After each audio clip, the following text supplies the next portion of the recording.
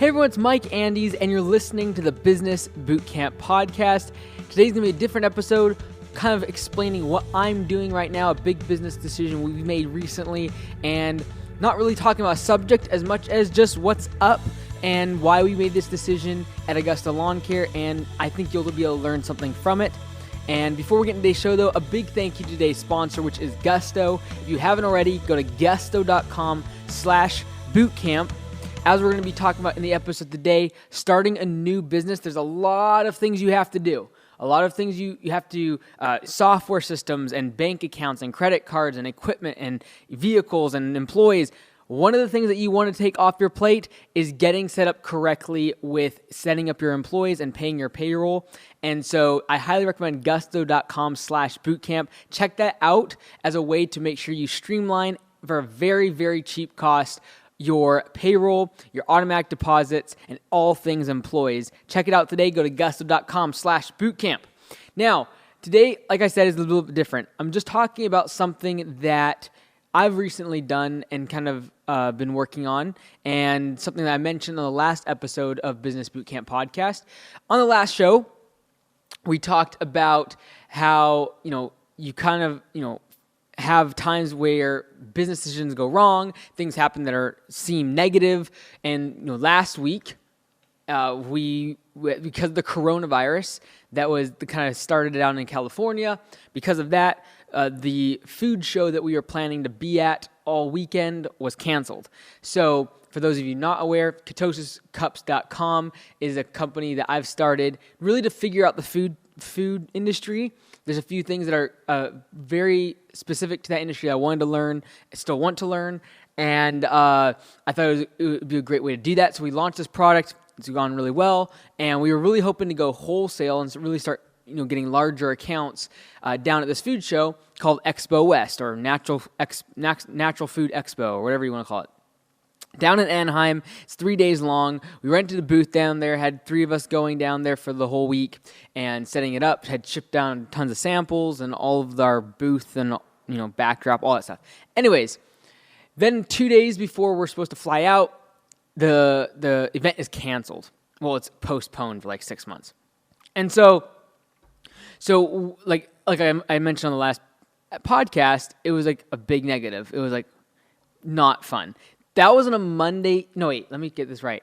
That was on a Tuesday evening. All right. So Tuesday at 5 p.m., they canceled the show. They canceled the whole expo. There's like 80,000 attendees usually. There's over 4,000 exhibitors. We were one of those. And so, really kind of disappointed. Obviously, to protect the attendees, protect the event, from a liability standpoint, as well as just everyone's health there, they had to stop the event. And all the buyers from like the big retailers and Whole Food distribution networks, all of them, they were pulling out as attendees. And so they had to cancel the event. A lot of the exhibitors were even starting to pull out. And so, that's 5 o'clock on a Tuesday evening. That evening, I'm currently listening to a book about Sam Walton, who started Walmart. And I was working out, and I started thinking about, well, why don't we also start some corporately owned franchise stores? Because right now, as you know, Augusta Lawn Care Services is the company I own. We do lawn care and landscaping, and we franchised last fall. We now have 13 locations across the country, or we did last week. And so now we're at 14 this week. But anyway, so that Augusta Lawn Care, I was thinking about that. I was working out. A lot of things that ideas I come up with is when I work out. And so I come up with this idea. I'm like, why don't we start another corporately owned store for Augusta?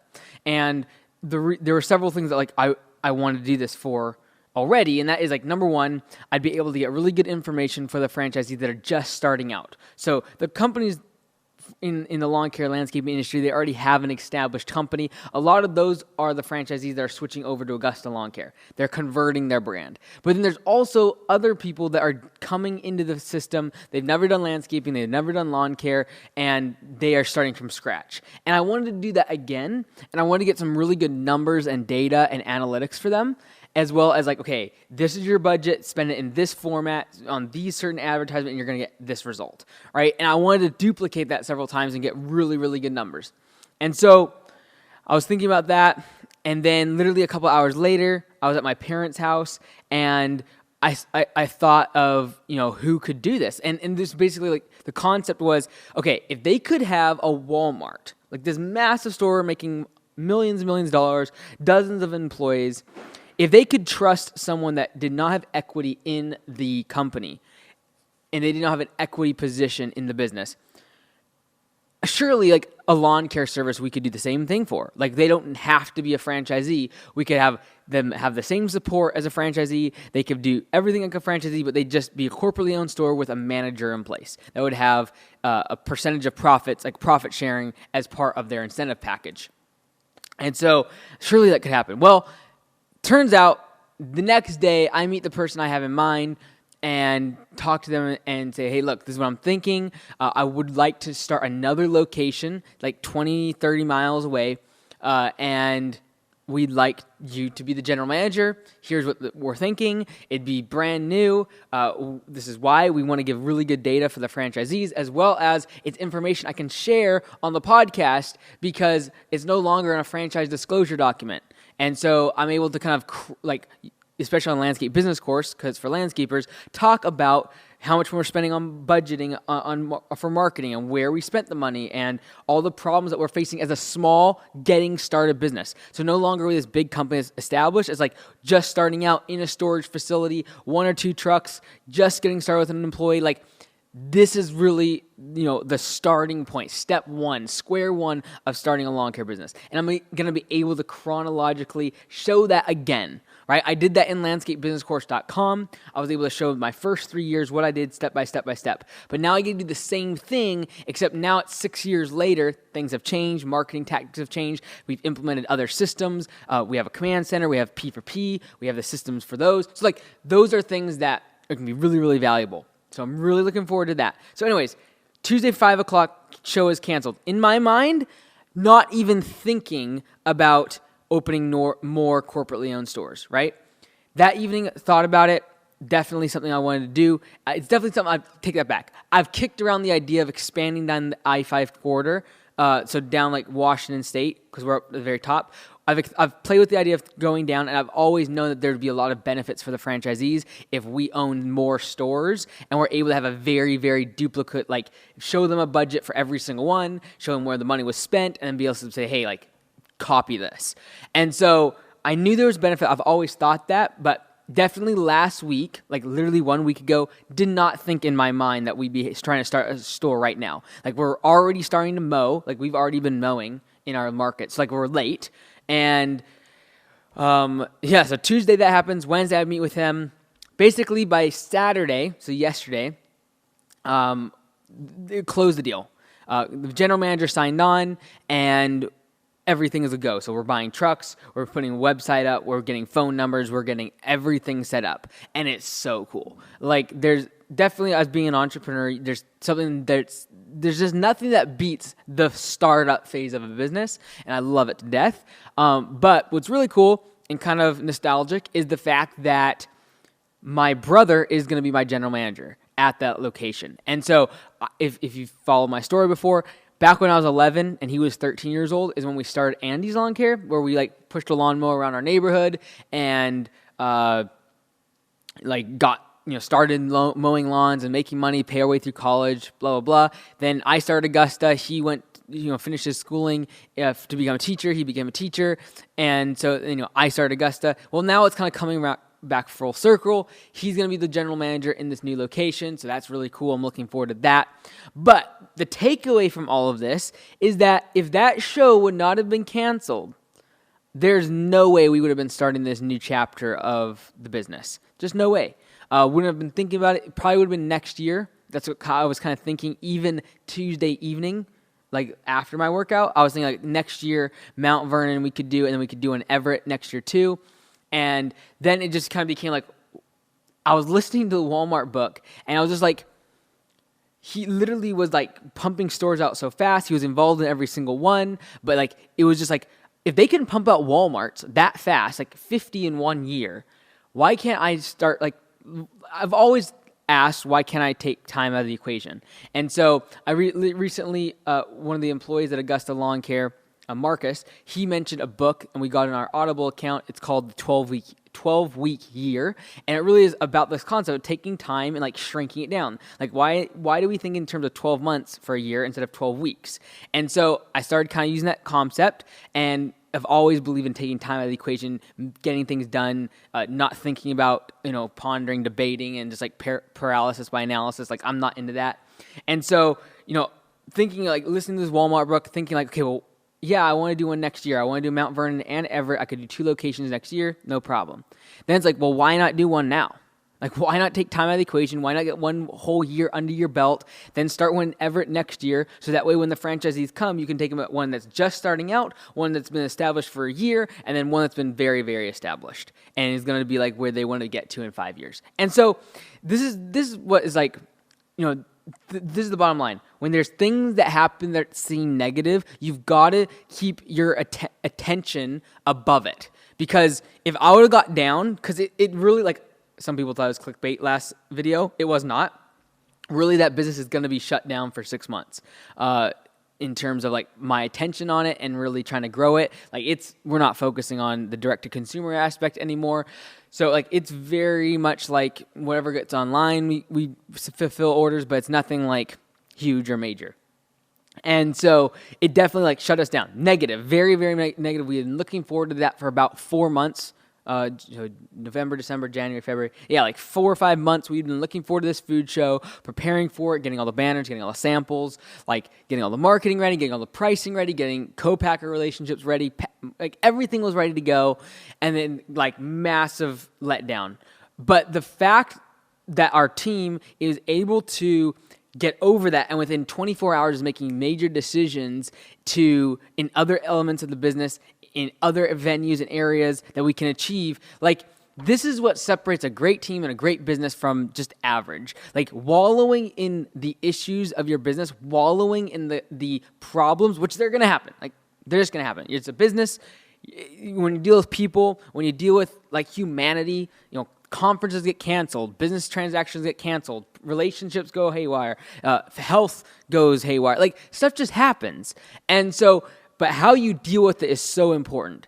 And it's not take away the fact how negative a situation or circumstance is. It's how do you look at it.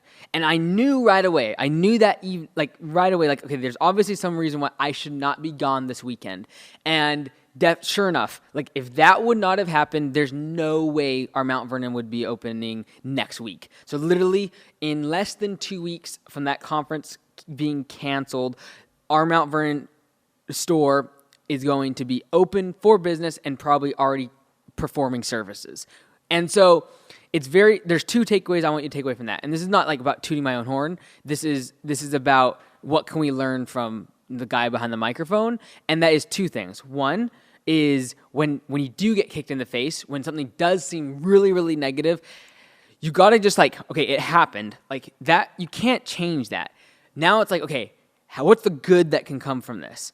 And that's not always in a very, it's not immediate like it was for me necessarily in terms of you get a quick response of like, okay, this is like the direction we should be going. This is where I need to be chasing. Like, no here, but like yes here. That does not always happen. Sometimes months or years before that sort of change of direction happens. However, it's the mentality. When something negative happens, a leader rises to the occasion and says, okay, that was a failure. We messed up. That was a closed door. Nothing happened there. It was a bad deal, whatever. And then they figure out where they're going next. They don't keep the camp down and everyone's like morale is low and everyone's just wallowing in the issue and the failure. It's like, let's get up and get moving. Action, in my opinion, is one of the best remedies for failure. Action is the best remedy for failure. You can write that one down. And so I really, truly believe that. Action is like get up, go, do something. Look for the next thing. And then the second takeaway is take time out of the equation. Like you do not need to be taking a long time. It does not take weeks, months, years. People just think about stuff way too much.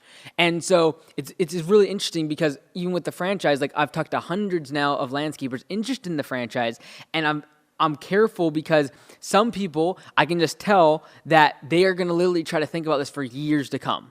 and they're going to analyze every single aspect. And literally by the time they figure it out, like, we will have changed systems. We will have evolved. We'll made it 10 times better. And there's something about an entrepreneur that needs to be nimble. Number one, when the issues happen, but even when there's opportunity, like when there's something really good in front of you, you got to chase it. You got to run. You got to go. You got to get it done.